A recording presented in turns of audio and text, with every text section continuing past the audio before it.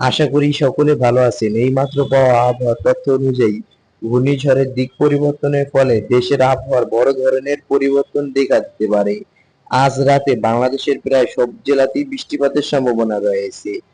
তবে যেসব জেলাগুলিতে অতিরিক্ত বৃষ্টিপাত হতে পারে সেসব জেলাগুলো হচ্ছে ঢাকা, গাজীপুর, টাঙ্গাইল, সিলেট, মৌলভীবাজার, সুনামনগর, নেত্রকোনা, শেরপুর, জয়পুর, নওগাঁ, কুমিল্লা, ফেনী, পটুয়াখালী, চট্টগ্রাম, বান্দরবান।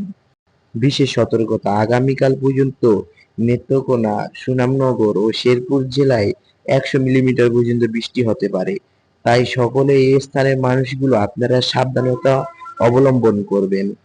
কাল সন্ধ্যা ৬টা থেকে বাংলাদেশের বেশিরভাগ জেলাতেই মোটামুটি বৃষ্টি কমে আসবে। তবে চট্টগ্রামে বৃষ্টি অব্যাহত থাকবে।